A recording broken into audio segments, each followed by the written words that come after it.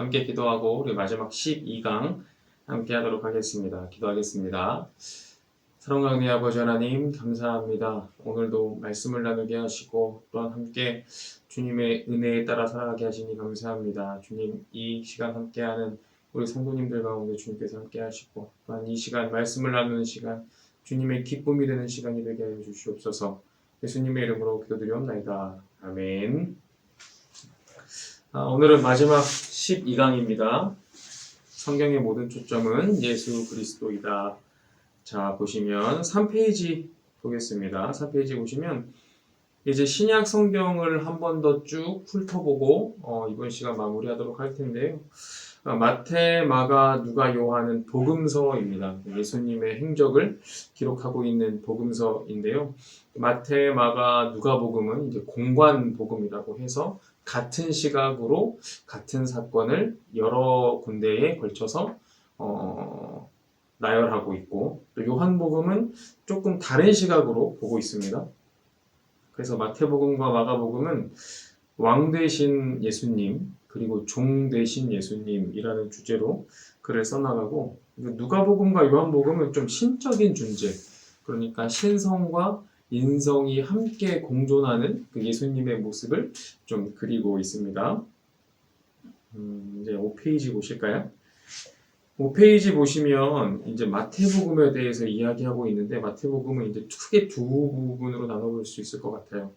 예수님의 초림에 대한 이야기, 그리고 그리스도의 재림에 대한 이야기가 나뉘어져 있는데, 그 마태복음의 시작을 보면은 예수님의 그 족보를 통해서 시작을 하게 됩니다. 그래서 예수님이 어떤 사람인지, 어떤 흐름 가운데 태어나신 분인지를 기록하고 있다는 것은 이 땅에 왕으로 오신 예수님이다. 그러니까 이분은 그냥 오신 것이 아니라 아담의 계보를 따라 이 자리까지 오셨다라는 것을 조금 기억할 수 있게 하고, 또 후반부에서는 이제 예수님께서 어떤 모습으로 이렇게 사역을 하셨는지 기록하고 있어요. 그래서 대적자들로 인해서 괴로움 당하시고 고난을 받은 모습, 그리고 이 땅에 다시 부활하실 것이다 라는 것에 대해서 조금 더 이야기하고 있습니다. 6페이지 보시면 마가복음인데요. 마가복음은 예수 그리스도의 섬김에 대한 기사를 한 10장 정도 기록하고 있고, 후반부는 예수 그리스도의 십자가 사건을 기록하고 있습니다. 예수님께서 이 땅에 오신 목적을 섬기는 것이 아니라, 섬김을 받는 것이 아니라 섬기기 위해서 이 땅에 오셨다라고 기록하고 있습니다. 누가복음을 보면 누가복음은 예장, 예비, 신분 증명, 가르침, 절정으로 해서 내용이 거의 비슷하게 공관복음과 같이 기록되어져 있는데, 가장 중요한 핵심은 인간이신 동시에 신적인 존재의 모습을 이제 많이 기록하고 있다라는 겁니다. 기록자 누가는 의사였거든요. 그래서 오른손, 왼손 조금 더 디테일하게 기록한 면들도 좀 있습니다. 요한복음 보시면 요한복음은 조금 달라요. 거의 공관복음과 겹치는 부분이 한 10%, 20% 이내가 될 정도고, 나머지 한 80% 정도는 다른 기사들을 기록하고 있는데, 예를 들면 물이 포도주로 변했다던가 38년 된 병자를 고쳤다던가, 그리고 여러 가지 내용들이 요한복음에만 나타나는 기적들이 또 있습니다. 그리고 가장 중요한 것이 요한복음에는 에고 에이미라고 해서 나는 무엇이다 라고 말씀하시는 것이 있는데, 나는 생명의 떡이다, 나는 빛이다, 문이다, 선한 목자다, 부활이요 생명이다, 길이요 진리요 생명이다, 포도나무다 라는 것들을 기록하고 있습니다. 11페이지 보시면 이제 사도행전인데요. 신약성경에서 가장 중요한 부분을 자리하고 있어요. 복음서는 예수님의 기록이기 때문에 우리가 읽어가면서 예수님의 그 교훈을 살피면서 기억하면 되지만, 사도행전을 잘 읽어야 뒤에 서신서의 내용들을 우리가 조금 더 깊이 볼 수 있습니다. 1장에서 7장까지는 교회의 형성들을 볼 수 있고, 8장부터 12장은 이제 교회 과도기, 그러니까 바울과 같은 청년들이 교회를 어지럽히고 탄압하는 그런 모습도 나옵니다. 13장부터는 사도 바울이 진짜 하나님의 복음을 들고 전도하는 모습들이 13장부터 28장까지 기록되어져 있습니다. 자, 이제 서신서의 시작, 로마서부터인데요. 12페이지 보시면 로마서의 핵심은 죄와 그리고 구원, 그리고 성화, 그리고 안전, 선택, 성김과 성별로 나눠볼 수 있습니다. 가장 중요한 말씀은 이신칭이에요. 오직 의인은 믿음으로 말미암아 산다라는 것이 핵심 말씀이 되겠습니다. 고린도 전서와 후서는 13페이지 보시면 고린도 교회에 보낸 사도 바울의 편지인데요. 그 상태, 교회의 상태에 따라서 사도 바울의 그 내용들이 조금 다른데 13페이지 보시면 분열과 징계, 어려운 문제들, 무질서, 교리, 그 14페이지 보시면 바울의 해명, 헌금을 위한 준비, 바울의 권위.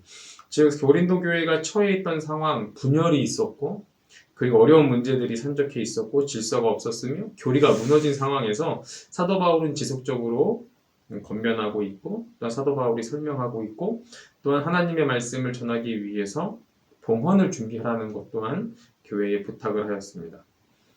갈라디아서 보면 갈라디아서 또한 마찬가지입니다. 갈라디아의 지역에 있는 교회에 쓴 편지로서 그리스도께서 직접 받은 가르침과 또 율법에 대한 이야기, 자유에 대한 일을 이제 기록하면서 그들이 읽을 수 있도록 전한 말씀입니다.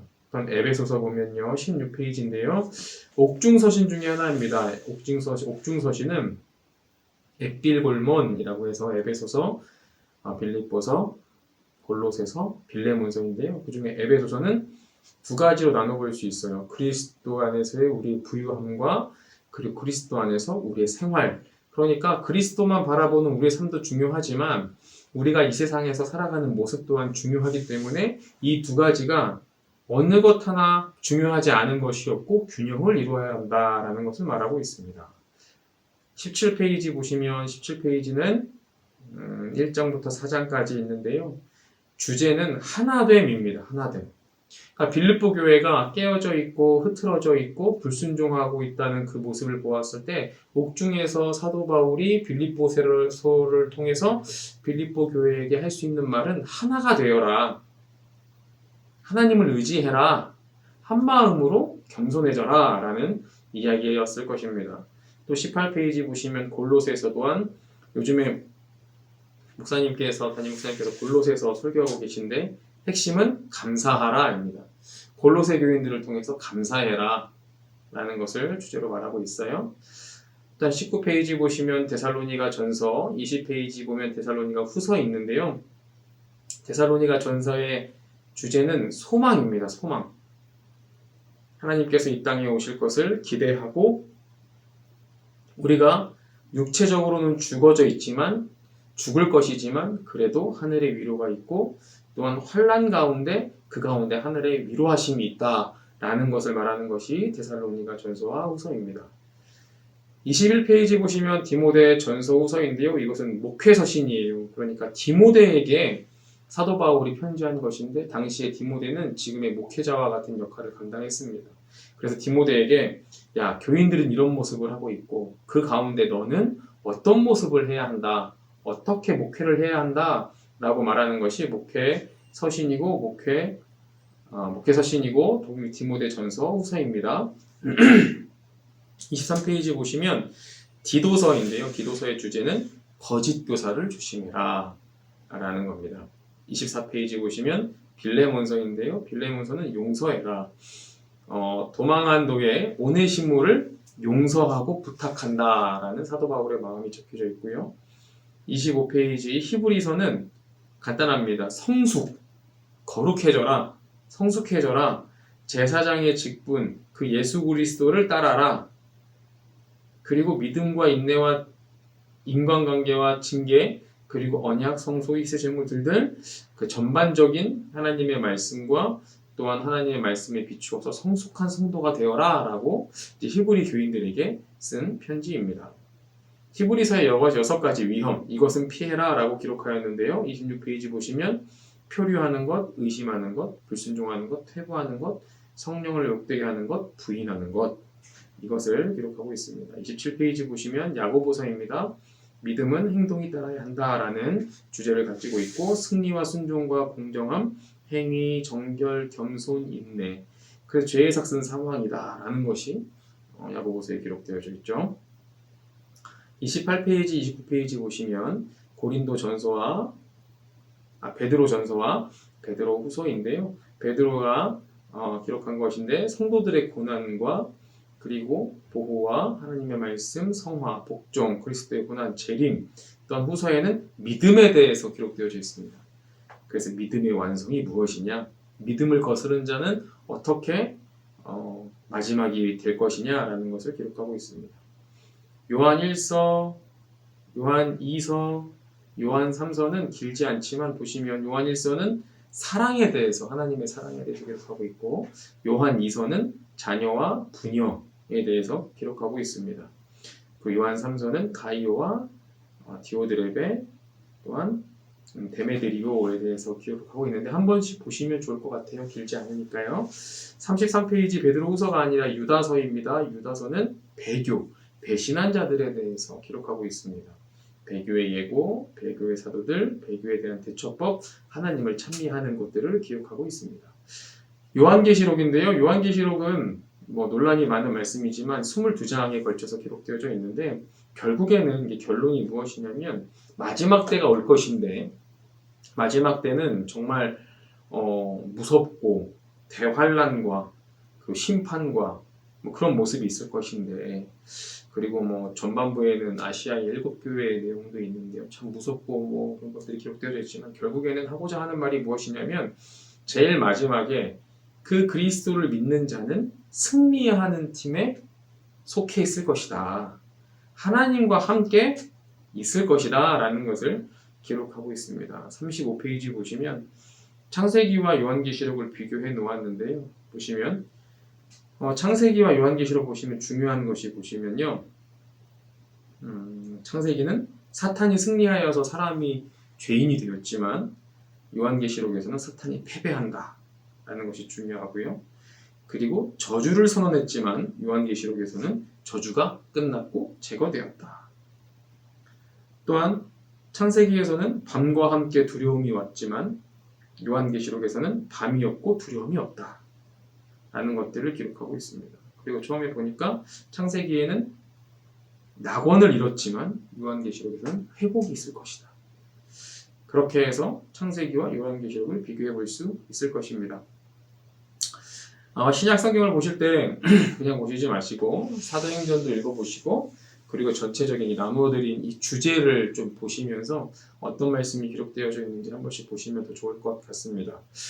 이것으로 예담원은 마치고요. 12강까지 해서 종강하고 더불어서 다 아시고 계시는 것이겠지만 저는 이제 교구를 이동하기 때문에 이제 7교구에서의 예담원은 이제 이것으로 마무리하겠습니다. 항상 건강하시고 또 제가 다른 교구에 있어도 항상 우리 7교구를 위해서 기도하고 또 생각하면서 사역하도록 하겠습니다. 오면서 가면서 인사 많이 해주시고 항상 강건하시기를 간절히 바라겠습니다. 기도하겠습니다. 사랑과 은혜의 아버지 하나님 감사합니다. 우리에게 좋은 기회 주시고 또한 말씀을 들을 수 있게 하셔서 감사합니다. 또한 7교구에서 함께 사역하고 하나님의 일을 하면서 예담원을 하게 하시니 감사합니다. 주님, 제가 준비한 것이 정말 작지만 또한 하나님께서 함께 하셔서 크게 사용하실 것이라 믿고 우리 성도님들의 또한 생각과 마음과 신앙 가운데 조금이라도 도움이 되었으면 좋겠습니다. 우리와 함께하고 있는 우리 성도님들 가정 가운데 함께 하시고 또한 믿음 생활 가운데 함께 하시고 신앙 가운데 함께 하셔서 날로 성장하게 하시고 또한 날로 멋져지게 하시고 또한 가정 가운데 또 신앙생활 가운데 또한 앞길 위에 시원한 길 열어주시고 특별히 자녀들 가운데 주님께서 함께 하셔서 믿음의 가정으로 세워주시고 시원한 길을 열게 하셔서 하나님의 뜻이 가득한 가정들 될 수 있도록 주님 인도하여 주시옵소서. 모든 순간순간마다 우리 모두를 지켜주시고 우리 성도님들의 앞길을 주님께서 지도하여 주시고 인도하여 주시옵소서. 예수님의 이름으로 기도드리옵나이다. 아멘.